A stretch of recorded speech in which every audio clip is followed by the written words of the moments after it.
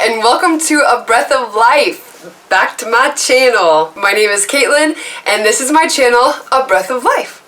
Now, as some of you may know, if you've seen my other videos, the reason for this channel being called A Breath of Life is because I had gone to a church after giving my life and had a gal prophesy over me the answer to my prayer in regards to what to name my YouTube channel. So a quick little recap is that when I first gave my life to God, this is about 2.5 years ago now, one of the first things I heard him speak to me was to have a YouTube channel. And being a new believer, you can imagine, pretty easily you could talk yourself out of that. Why would God have me have a YouTube channel? God didn't say to have a YouTube channel. I, at the time, didn't even really like YouTube, so I fought it a little bit and thought, I'm psyching myself out, there's no way. And then I have somebody confirm for me 4 different times by 3 or 4 different people. So in a week, I heard from different people, you should have a YouTube channel, you should have a blog, things of this nature. And that is exactly what God will do. If you do not get the message, he will confirm for you and other people. And so it was no more denying it at that point, but I had to stay patient and I had to just remain calm and really focus on what it was that this channel was going to be about. And so my patience brought me into a journey of healing, of convictions, of revelations, of a veil being lifted off of my eyes that was keeping me in this state of depression, anxiety, of chaos, of, just not being able to function in the world around me. And so, God has been just such an amazing influence in my life and just the direction on where to go. So I stay obedient to that and I really seek him in a lot of the things that I do, if not everything that I do. I'm not perfect, and so sometimes maybe, I'm just going to put that threshold in there. Maybe I don't always seek him in some things, but if I'm conscious about it, then I mostly try to seek him in things. So here's my channel, A Breath of Life. And today, I'm going to be talking about my testimony. And I'm going to do this in 3 parts. So it'll be today, video 1, video 2, and then video 3 will come out because this is a really long story. I really wanted to get into the details. I want to get into the nitty-gritty, the things that I really don't like to share, but I'm going to share for the sake of connection. I'm going to share for the sake of humility. I'm going to share for the sake of truly showing you what God is capable of and just exactly what he could do with you if you're struggling with your depression, anxiety, how to function in life, how to maintain relationships, and just maybe how to love people, other than ourselves. We think that we can love ourselves so we can love other people, and sometimes loving ourselves is too much love for ourselves and we end up selfish and we don't love others enough. And so that's kind of where I was at, and that's how I operated, out of a very selfish nature. And I would probably say I wasn't diagnosed with this, but I was narcissistic. I had a very self-centered perspective. The veil over my eyes was that I mattered first, and I mattered most, and anybody that clashed with that or had a problem with that, see ya, adios, arrivederci. It didn't matter. It did not matter. So that's a problem. If you want to have friends and you want to get along with people, you have to love them as though you love yourself. And so that was a problem for me. So I want to start off with, and this is kind of heavy. This is pretty heavy because I have a really, really good life now. I have a really loving life. I have a really fulfilling life. And so I can't promise I'm not going to cry talking about this stuff, but I'm going to be real and I'm going to be raw and I'm going to be honest, because there is a difference between living life without God and living life with God, and having the Holy Spirit residing within you each and every day. So I'll do just a little bit of background. My first memory in life was when I was 3 years old, and my parents were 15. My mother was 15 or 16 when she had me, and my dad was 18, and they were not married. And I wasn't raised with God in the home. Okay, so I didn't know God existed or even knew anything really about that. I would go to church sometimes with people growing up, but it was more of a social thing, you know, to just get out of the house or just to go because they were going, and, you know, the Bible school was fun. There was nothing really drawing me towards God. It was pretty separate. So the first memory of my life was when I was 3 years old, and it's unfortunately when I was left and I was forgotten at the apartment that we lived in. And what happened was my parents, I guess they took acid or they took mushrooms or something of that nature and packed up for a camping trip. And they had friends. I remember it, you know, really very vividly, just because I think it was traumatizing for me. You know, it definitely wasn't something that, oh, I just remember it because, you know, that was my first memory. I think I stored it because it was trauma. And a lot of my childhood trauma played into my self-defense mechanisms as I grew older, and I think that's kind of what kept me away from connecting with others, because I had always been so hurt growing up.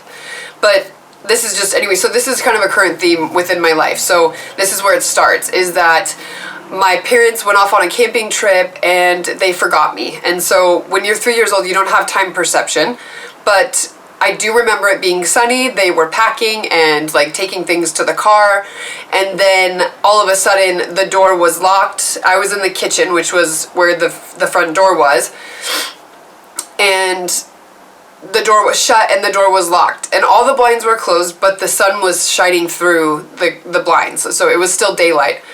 And I just remember running around the apartment, just trying to look in all different spaces, you know, where's my parents, where did they go, where's everybody, and I couldn't find anyone. And so I just remember sitting in the floor, and again, there's no time perception, so I don't know how long I was looking around, okay? I just remember the actual layout of the apartment and like what I was seeing through my eyes as I'm walking around, and you know, looking into every room and every space for somebody there. And so I sit down, I'm crying, and I remember like standing up and going to the doorknob and trying to like reach the doorknob, but it was locked. And so I couldn't open the door. I could really barely even reach the doorknob, but it was locked. And then I remember coming back and sitting in the kitchen and just staring at the blinds. And I was crying, you know, and again, no time perception. So I don't know how long I sat there and cried for, but I remember it got dark, and that's all I remember. So I had to have just cried and gone to sleep. But I do remember before going to sleep, the sun setting. Like there was a darkness coming through the blinds. And so I don't know how long I was there for. I didn't actually ask my parents, you know, how long it was before they came and got me. But my parents, neither one of them could actually believe that I remembered that. They thought one of my other parents, you know, my mom said, oh, your dad must have told you about that, or oh, your mom must have told you about that. And neither one of them believed that I remembered that, but I very vividly remember, and I did tell my mother, you know, the layout of that apartment, and she was kind of taken back by it. So I think she knows that my dad didn't tell me that I do actually remember that. But you know, that's just kind of where my parents were as far as maturity-wise goes. You know, they were really, really young. There was a lot of addiction problems for them, and that eventually traveled on to me and into my life and my daily habits. So just kind of coming from, you know, parents out of wedlock, parents that have, you know, coping issues and drug abuse problems, and just, you know, where that leads is not a happy home. And so a lot of the times my parents were fighting, and they got married when I was 5. They did get married, and I have 2 other siblings with this father, so I've got 2 other biological siblings, and a sister and a brother, and my brother's the youngest, and then I have a middle sister. And with them, growing up, we were always fighting. Like, there was so much animosity in our house all the time, and it was just because our parents didn't really set the foundation or the pace for how to have these relationships between my siblings and I. And so fast forward to when I was 5, and I've gone back and forth on whether how I want to share this, because I don't want to dishonor anyone in my family. I'm not super close with the people in my family, just because none of them are believers in God. Like, I think some of them may believe that there's a higher power and that there may be a God, but I'm not sure that they are led by the Holy Spirit. And so I really want to watch what I say and how I say it, because I don't want to disrespect anybody, but I also want to be really honest about things. So I'll just let you know that when I was the age of 5, my parents had me being babysat by a family member while they went to work. And this family member decided to start molesting me. And it was one night, my mom had picked me up, and she asks me, what did you do over at so-and-so's house today? And I said, we played boyfriend and girlfriend. And so she was like, what? Like, I remember the car ride home. I was in my car seat in the back, and she's like, what? What does that mean? And I told her what happened. And I just remember her starting to speed. Like, I'm in the car seat, and I can remember looking out the windshield and thinking, like, we're going really fast. Like, this is really dangerous. And, my mom was really upset. I could feel how angry she was, and I wasn't sure why. So I was just kind of left sitting back here by myself, like, kind of weird. Like, this is weird. My mom's all of a sudden really mad. I just told her, what I did today, and now we're kind of like in danger, and she's angry. And we get home, and I just remember a lot of fighting, and then the police officers showing up to my apartment, the apartment that we lived in. And things from there on are kind of a blur of police officer visits, court visits, what I know now to be like a psychologist, a child psychologist I was, in front of, and doing like kind of on the doll thing, like showing them on a doll what I was, exposed to and what I did. This put a lot of tension on our family, and a lot of tension in between my parents' marriage. And I don't know if they were married at the time or if this was after, but I was 5, so they got married when I was 5. So it was around that time, so just a lot going on. But we end up moving to another neighborhood, and this is in like, I want to say 2nd or 3rd grade. I want to say 3rd grade. And we're in a neighborhood, we're going to school, and I've got neighbor friends and all this other stuff. And I had gone over to a friend's house to see if one of the boys there could play. And I had never been inside this person's house before. The kids were always outside. We always played together. It was the same group of kids that would get together and play. And one day I walk up and I knock on the door and ask if that child is there. And the dad answers, and he's like, no, he's not home. Why don't you come inside? And I just remember thinking like, okay, no big deal, whatever. And he proceeds to just kind of slowly start to molest me. Like, he didn't come on really strong, but by this time I knew that it was not okay. And I not believing in God and not knowing about angels and all this other stuff, but I felt such a heavy, I felt like there was an angel there, like, telling me, do not alarm. Like, basically, the message that I was getting was, do not let him know that what he's doing is wrong. And I don't know why, but I heard that very loud and clear. Like, I got that really, really clearly. And so I kind of played along, didn't do too much, to really expose myself again. But I was in a very uncomfortable position, and it was just very bizarre, and I had to just kind of lay there and wait for a little bit just to like assess when it was that I could get up and get out of this house and run back to my house where my mother was. And so I was able to do that. I got out the door. I ran my bike home. Like I just like didn't even write it. I just ran home as soon as I could, and I ran through the door and I was like, "Mommy, it happened again." And she just flew off the handle and just was like, What do you mean? Like, again, there's more chaos, more emotions, more anger, all this other stuff. So my mom calls the cops, and they come, and I remember the neighborhood just hated me. No one believed me. He was like the neighborhood good guy. I was still relatively new to this neighborhood, and so everybody that had lived there for at least a couple years. They were all really good friends. The parents were really good friends, and then all of a sudden we're shunned. Like, we're the family that doesn't belong there. And my dad decides to take a job offer in Texas. And so we moved to Texas, and Texas was really good. And then we lived there for a year or so, and things go really well. I go to a really good school. I don't remember much fighting with my parents, and then we moved to Oklahoma.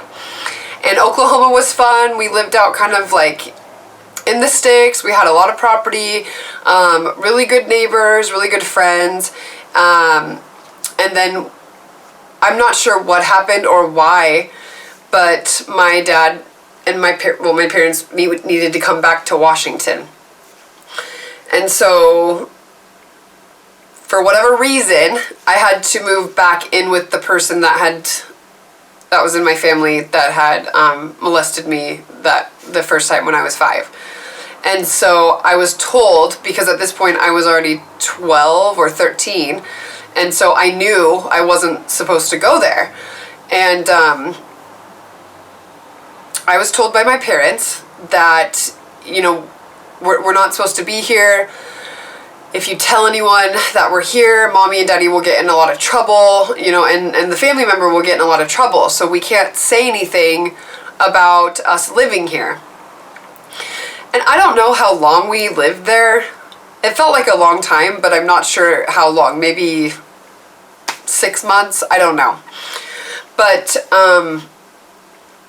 it started happening again, only it was in different ways. So I would wake up to, NyQuil being shoved down my throat and hands in my pants. Like, I'd wake up to a hand either on my crotch or, on my bottom, down my pants, and then NyQuil being given to me. And I never passed out from the NyQuil, like blacked out from the NyQuil, but this person definitely used the excuse of delivering NyQuil to me because of the cystic fibrosis. I would cough a lot in my sleep. And so, knowing that I'm not supposed to say anything, I didn't say anything. Like, I just was like, okay, kind of taking this on, like, we'll be out of here soon. I'm not being raped, so it's really not that bad. I mean, I remember having these thoughts as a 13-year-old, and for me, it was almost beneficial as a 13-year-old because there were times, and a lot of the time actually, where there was a secret note compartment, and this person would leave me notes with hundreds of dollars of cash and saying, there was always a catch. Like, this person would want me to meet them here and do this, but they would leave the cash with the note. And so instead of meeting with this person, I would just take the note, throw it up, or rip it up and throw it away, and then take the cash. So as a 13-year-old, I was having hundreds of dollars, basically given to me, and it's not like this person could say anything like, hey, I've given you this money and, you didn't meet me here, so I'm going to tell you, or I'm going to tell on you. It was really a place of, I guess you would say, no power, because this person really wanted to do what I was being paid to do, but I just was taking the money. So So I did that for a little bit, and then I met with my aunt who had asked me what's going on, you know, how are things? I know that you're living with this person, and she had known that this person was a pervert and had just some really nasty like character tendencies, and so, you know, she knew, and I felt like it was a safe place also because she knew, and I just figured she wasn't going to say anything. And when I told her, you know, hey, it's mostly going okay, like it sucks, but you know, on the bright side, like I'm getting hundreds of dollars of cash, you know, however often like these notes are being left, and you know, $400, $300, $500 at the age of 13 was pretty cool. Like I was buying a lot of things that like I wanted, and that was really feeding into my age. And I think this person knew that, so they figured maybe if I just keep doing it, and this person had money, they had money, so it really was like not a big deal for them. Thinking, oh, okay, eventually I'll get it, I'm assuming, because initially the point was for me to sleep with this person and have this money be given to me. So, and my aunt had actually informed me that this was a tactic that this person had used in previous times with other people, buying alcohol and cigarettes for people of younger age and just trying to kind of prey on them in that manner. So for the record, I never actually did anything with this person. It wasn't long-lived that I was getting the cash. It was short-lived because eventually they realized I'm giving out this money and I'm not getting anything in return. But again, back to the place of saying I can't, you know, say, oh, I'm shelling out this money and I'm not getting what I'm paying for. So it left me in a powerful position, you know, in regards to that. But my aunt had shared with me some things about the past of this person and how they did these things to other people, and so she knew, you know, that I wasn't lying, and she called CPS.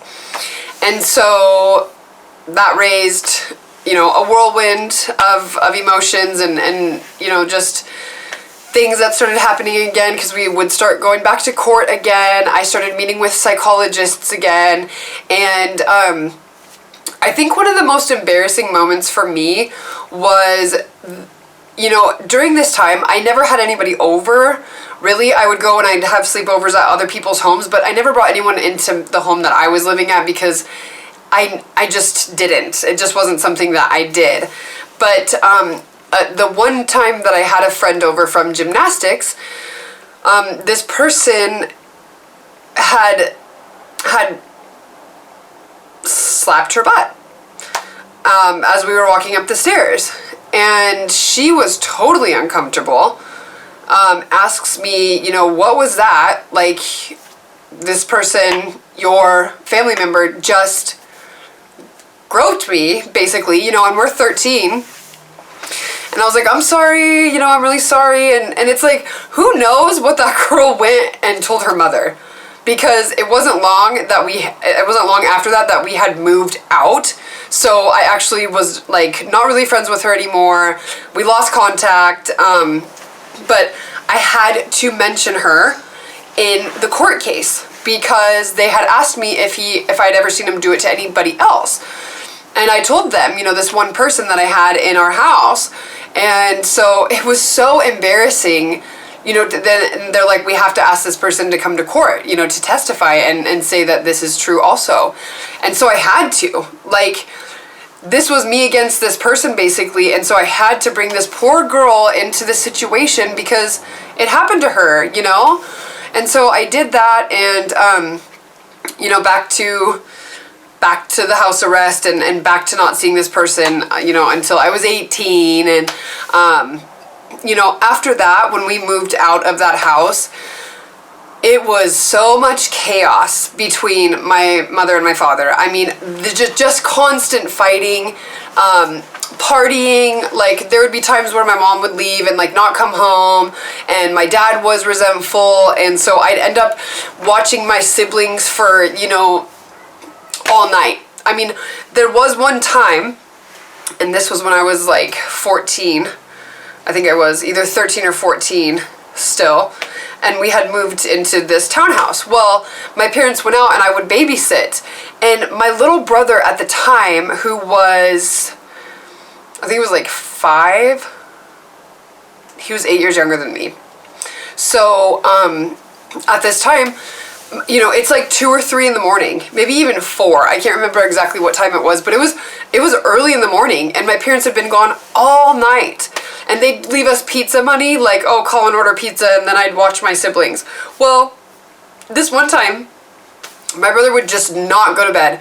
And I had a lot of anger issues because my parents would leave me with my siblings for so long, you know, that I'd agree to a couple hours and then they'd be gone all night. And I didn't love my siblings at that point anymore. Like, it was more so like, I just don't want to be around you. And not to say that I don't love them now, but at that age and having to do those kinds of responsibilities and for that amount of time, like, you really do lose your genuine love for those children, because they're not mine. I'm being forced to watch them.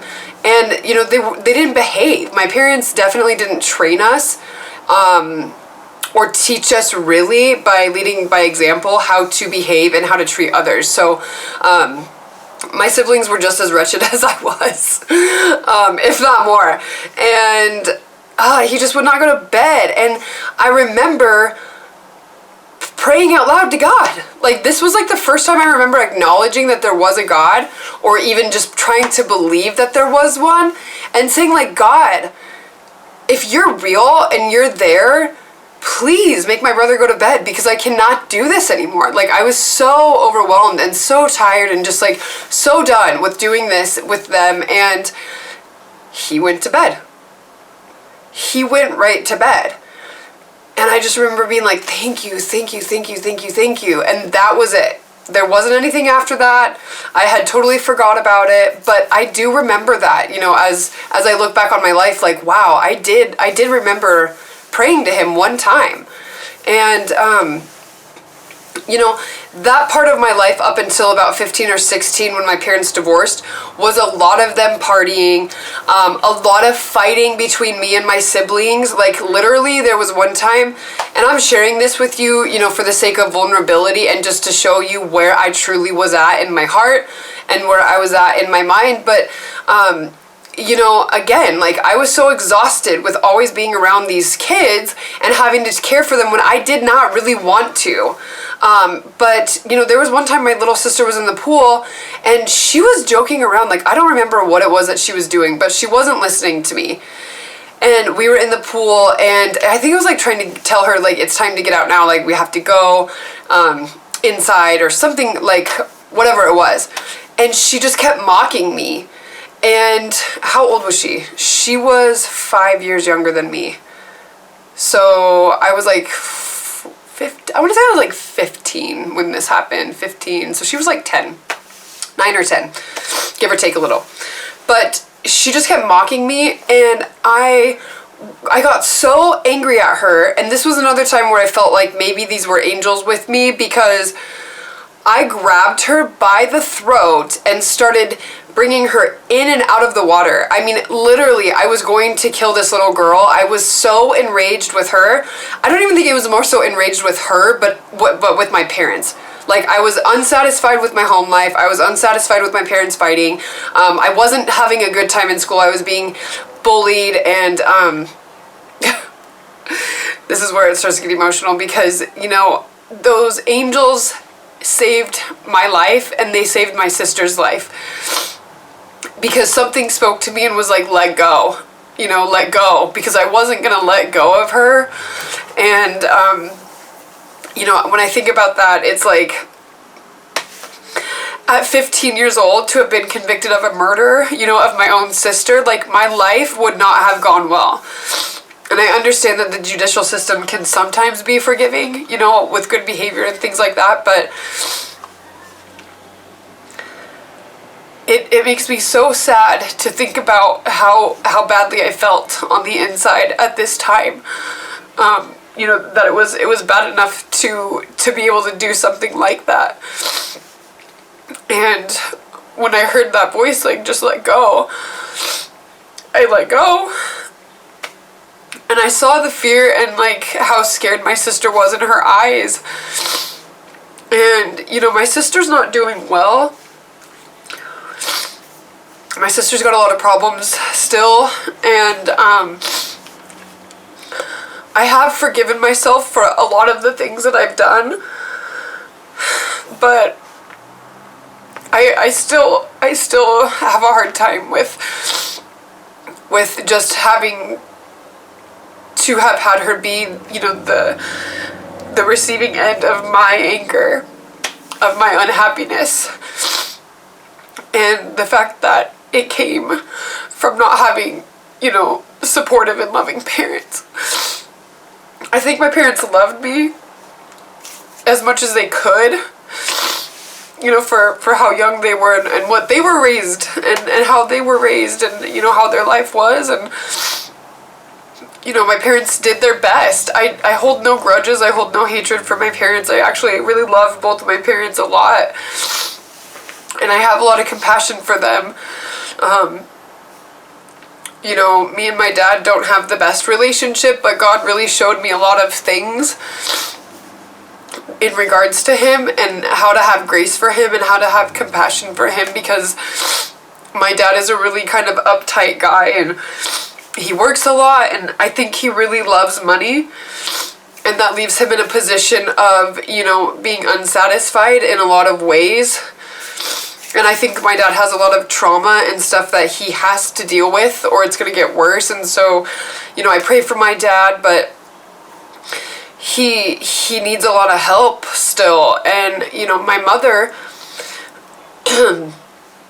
she's a homeless heroin addict. Like, she's not homeless anymore. She inherited money from her father's death. And so her and my sister, who is also addicted to heroin, they live in a hotel. You know, this money has helped put a roof over her head, and I'm really happy for her that she has a solid place to be staying at night, you know, instead of on the streets or around really shady people. But you know, my mom had a lot of anger issues. My dad had a lot of anger issues. There was a lot of physical, mental, and emotional abuse in our homes growing up. And, you know, it just was instilled in me. And a lot of this stuff God has broken off and has shown me, you know, where these came from, how these are, like, how these were working in my life. And it's really been a veil that was just, like, lifted off of my face, because, you know, the Holy Spirit will show you things in regards to just whatever it is that God needs you to know, and it comes in a way that you understand it so clearly and so perfectly, and it's just designed specifically for us, you know. And man, it's just really, he has healed so much of this childhood trauma within me that I'm not in a position to pass this down to my children. You know, my children are going to grow up happy. My children are going to grow up without being hit, without being, you know, mostly yelled at for the most part. I'm not one to yell all the time. I'm not going to say that I don't yell sometimes. I'm not perfect, but I'm not comparing myself to my childhood, because I really honestly wouldn't be that much more of a mother if I just was like, oh, well, I just don't yell as much as my mom did, or I just don't hit as much as my parents did. You know, God has really set the standard for me and laid out this foundation of who I'm supposed to be as a mother, and it's just so amazing, because I would literally be in the same cycle, and then I'd be like putting my children in this cycle had he not saved me. And so I thank him every day for, you know, these children and just showing me how to love them. You know, because it's not easy being a parent either. It's, you know, parenting is really hard, and it's specific to each individual child. It's not just, oh, do this for both children. Like, each one is unique. Each one is fearfully and wonderfully made, and there are different things that are going to suit that child and that are not going to suit that child. There's different love languages for all of us, and I got really, really blessed, you know, to be taken from this kind of cruel cycle. And I know that it came from my grandparents too. So it's not like my parents, you know, were the only ones. Like, I've heard stories about my grandparents and how they raised my parents, and so I don't blame them. I really, truly don't blame them. You know, they were just of the world, and the world is really cold, and the world is really, really hard. It's hard to cope in. It's hard to function in. It's hard to, you know, express feelings in. And so I don't blame my parents. I have so much love for my parents, and I just praise God every single day for him saving me, because I don't know where I'd be, if he wouldn't have saved me. There's more that I'll share in the next video. I'll share more about my teenage years and what that looked like, and you don't want to miss it. You don't want to miss it.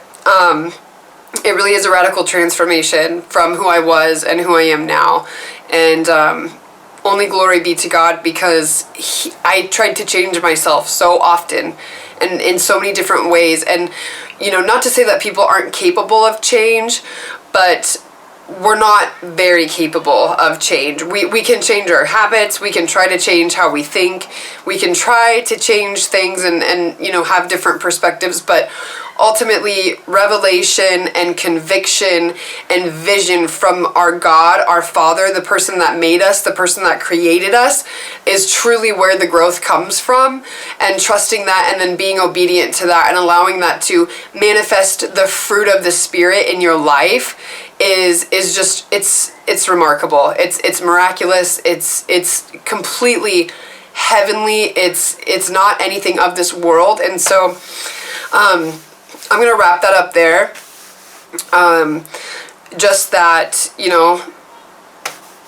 if you do not know God, or you have not felt the presence of God, I encourage you to reach out. Please comment. I'd love feedback. Any questions that you guys have for me, leave them in the comments below. Definitely like and share this, please, you guys, because I want these messages to get out. Not because, I want to be Instagram famous or whatever the thing is, but I want to reach people, and I want them to know that there's hope, because there's so many people in this life that have no hope. That have no one to reach out to, nobody that they can trust. And the whole purpose of this is, one, to be obedient to God, but my intention for it, and the things that I'm going to add on the side of, God's plan, is to create community and create connection, especially for the people that don't feel like they have anybody to talk to, anybody to share this with, anybody to just confide in. So please please share, comment below if you have any questions for me. All right, you guys, there you have it. That's my childhood, my confession. My love for God is just so strong, and the weaker I've been in life, the more he has been my strength. And so I just want to encourage anybody with, questions, go ahead and reach out, leave a comment, leave encouragement, like and subscribe, and follow me along this journey. I hope to have a little bit more content after this testimony. I'm going to share another 2 parts, which will be my teenage years, and then let's glorify God. We'll talk more about my life with the Holy Spirit, my marriage, how I ended up going from narcissist, drug addict to mother and wife. I'm happily married. I happily mother 2 little girls, 5 and 2, and it's really, I could not thank the Lord enough for what he's done for me and what he's done for my family and my little girls. Just to even have a mother that stays sane and is not abusive, and my little girls know God as well. So it's really exciting. I'd love to share it with you. Please like and subscribe, share my videos with people. Let's encourage the community around us.